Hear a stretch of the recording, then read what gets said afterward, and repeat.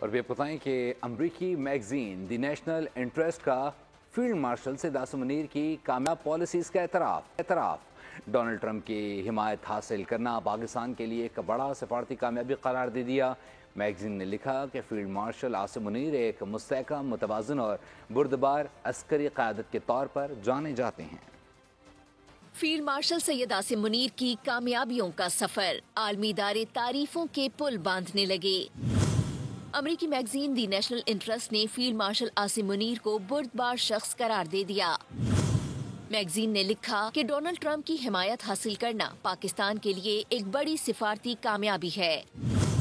Field marshal Asim Munir ایک مستحکم، متوازن اور بردبار عسکری قیادت کے طور پر جانے جاتے ہیں۔